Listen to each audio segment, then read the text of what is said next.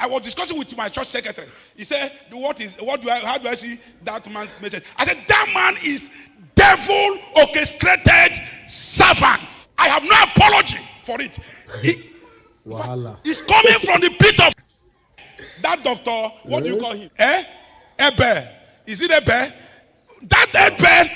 In fact, he has signed a deal with devil. He has signed a deal with devil. He's trying to turn the scriptures upside down.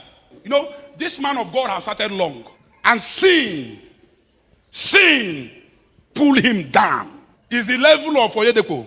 Is the level of Oyedepo. Is the level olden days. He was one of the reigning ministers. Finally, he was caught with somebody's wife. And the ministry went low. And he went back and signed a deal with devil. And came to close the church down. He cannot.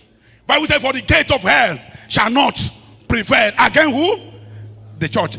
Gate of hell. And he has started grooming people. Oh. You don't see what is happening? He has started, formerly when he started it, he wasn't having crowd. Now watch him. People are now clapping for him. You can see him now. He has started getting followers. Before you know it, the church will be formed into another thing. That is the end time church. Dr. Abel knows where he is going. He knows who he is serving. He knows who sent him. Using the scripture upside down. Turning the scriptures upside down. Telling people heresies. With a stone. And be thrown inside a river.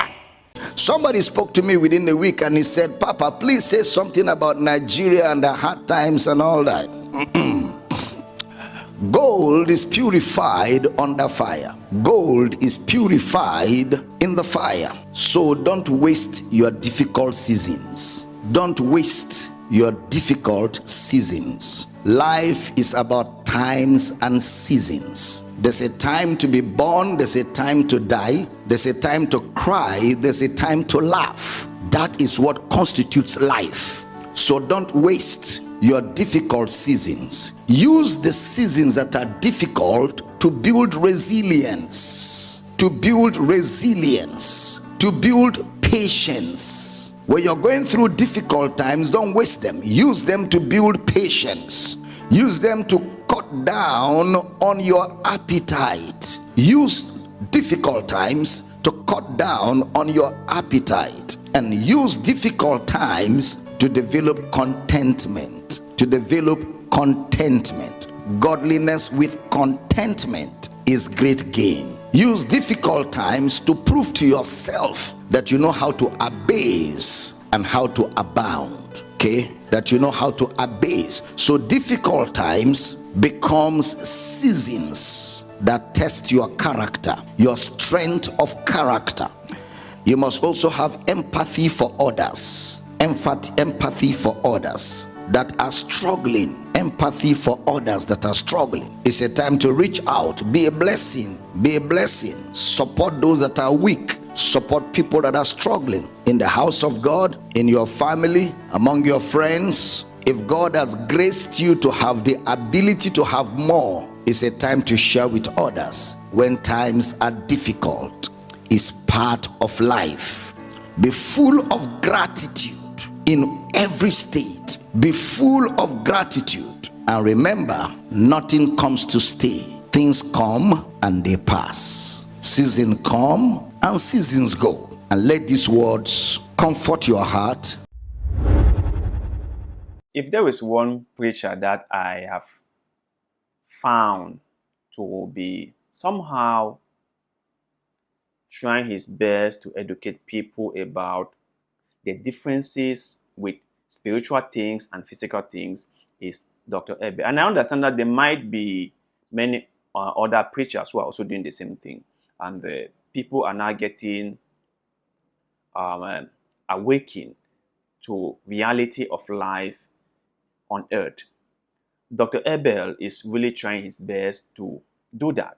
In fact, I have watched videos of him talking and trying to educate people to understand that there's a difference between salvation and prosperity. There's a difference between spiritual things and physical things. And the spiritual things, we get them in heaven, while the physical things, we get them on earth. And being a Christian doesn't necessarily mean that you will get all the physical things. You will get the spiritual thing if you are a good Christian.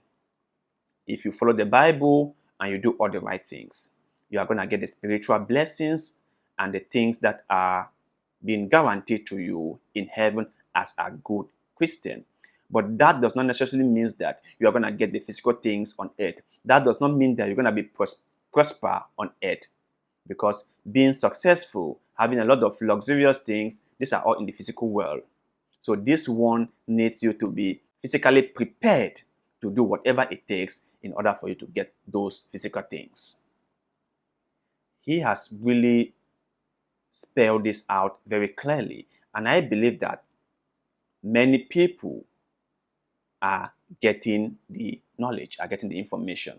Many people are awakening to what he is saying. And they are like, I might not like this guy. Not everything he says that I go along with, but somehow I can relate to what he is saying. Many people are like, I might not be a Christian. I might not be a believer. But I think that what Dr. Abel is saying, I can understand. I can understand. And it's true. The fact that you are a Christian doesn't mean that you will not face difficulties in this world. No.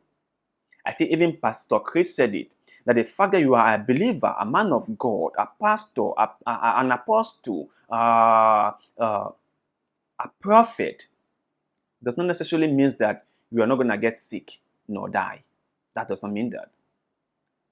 It doesn't mean that your marriage cannot fail. No. It doesn't mean that your children cannot be terrible people. No, it doesn't mean that. It doesn't mean that. Physical things and spiritual things are two different things. Good things go to good people, likewise bad people. Good things comes to believers, likewise the unbelievers. God in heaven blesses everyone with the ability to achieve physical things. But religious people will achieve the spiritual ones. That is real teaching. That is why that your neighbor, whom you think is not a believer, whom you think is very, very selfish and greedy and wicked, is super successful. That is why that your neighbor, whom you think doesn't even go to church, whom you think doesn't help the poor and the needy in your community, has a huge company, has huge cars, has a huge mansion. Because God blesses everyone with the ability to attract physical wealth. Now, that person who doesn't go to church will not have the blessings of the spiritual things or salvation. Now, you who is a Christian has an added advantage because you have the grace of the Lord upon your life, you have the spiritual blessings, you study the Bible, and by so doing, have the ability to get even more because you are blessed, you have the spiritual blessings. All this I learned from Dr. Abel. So that's why I'm saying that I hope that many preachers in Nigeria will educate their members on how to understand the spiritual things and the physical things. How, if they want to be really successful, they have to do things in the physical world that is going to attract wealth to them. If they want to be really successful, they must learn how to trade. They must acquire knowledge on how to build physical wealth, on how to create value for other people. When you create value for other people, they will shower you with their money. That's just the thing. So I hope our men of God will start teaching this to the members. Just imagine that in a country like Nigeria, with the huge Christian community. And then the Christians are being impacted with knowledge on how to create wealth for themselves, on how to build physical asset. And everyone takes that to heart.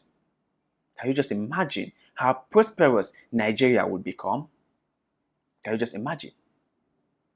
Because people believe in God, like Nigerians believe in God. So if they can also share the same passion that they have in God or with God into creating wealth for themselves and their loved ones, ask yourself, how much wealth can we create? Ask yourself. Ask yourself. And won't that go a long way in serving God if we all can create enough wealth for ourselves and we can also help other people? Wouldn't that go so much further in celebrating the Lord? Please, Nigerians, please, Africans, please, my brothers and sisters in the religious community, open your eyes. Be smart. Be smart. That's all I can say. So, to you guys out there, share your thought and opinion about what Dr. Abel Damina said in this video about hard times for everyone, be it a Christian or a non-Christian. Do you think that because someone is a Christian, that person get a pass on hard times? Or do you believe that because someone is a religious person, so the person would not face hard times? Do you really think that? Let us know in the comment section below. Because like always, we love hearing what you have to say. Please, kindly like this video, share it. Also, subscribe to the channel because that helps us a lot and we shall ever be grateful to you.